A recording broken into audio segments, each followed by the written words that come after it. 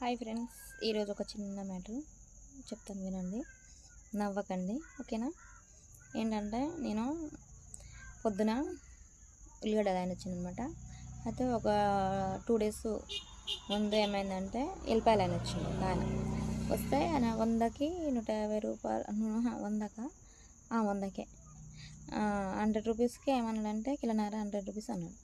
సరేలే, కిలోన్నర 100 రూపీస్ అంటుంది కదా, ఇక అసలు మళ్ళీ కొనుక్కొచ్చుకుంటే పావు కిలో పెట్టినా కానీ 50 రూపాయలు అంటారు షాప్లో. అదేదో ఊళ్ళో తిరుగుతారు కదా అని తీసుకుంటే వాడు కిలోన్నర 100 అన్నాడు కదా. అయితే సరే అని తీసుకున్నా. ఆడు చూకినప్పుడు కిలోన్నర ఉన్నాయి, అందుకు ఒక 2 గ్రాములు ఎక్కువనే ఉన్నాయి. తర్వాతకి ఏమైందంటే నేను తీసుకెళ్ళి మళ్ళీ మా ఇంటి పక్క మట్టి షాప్ ఉంటే ఆ షాపులో ఇచ్చి చూకితే అప్పుడు ఎందుకునే అనుకుంటున్నారు, కిలోంబావే ఉన్నాయి. వీడేంది కిలోన్నర ఇచ్చి కిలోంబావ అంటుండే, నాకు అర్థం కాలే అక్కడ.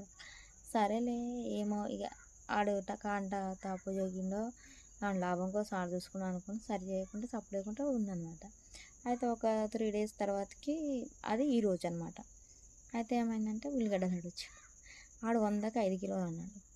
నేనేమన్నంటే సరే 100కి 5 కిలోలు అంటున్నా కదా, 60 రూపాయలకి 3 కిలోలు ఇవ్వంటే ఇస్తా అన్నాడు కదా అని నేను తీసుకెళ్ళి జోకి 3 కిలోలు ఉన్నాయో అని జోకి మళ్ళీ మా షాప్ దానికి ఆడేసుకుపోయి జోకి ఇచ్చిన అనమాట.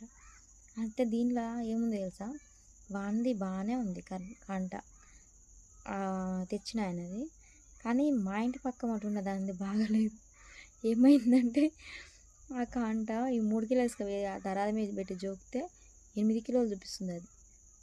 ఇంకా అప్పుడు అర్థమైంది, అమ్మ నీదే తప్పు ఉంది నాయన అని. నేను పాప ఎల్లిపాయలు జోకినాయనని సొక్క తీసిన దొంగ సచ్చినని మోసం చేసిపోయినాను. అందుకనే కొంచెం ఉల్లిగడ్డలు తీసుకునే కాడ కొంచెం జాగ్రత్తగా ఉన్నాను. అప్పుడప్పుడు వాళ్ళని కూడా నమ్మండి, మన ఇంటి పక్కన వాళ్ళని సరిగ్గా నమ్మకూడదు. నాకు తెలిసి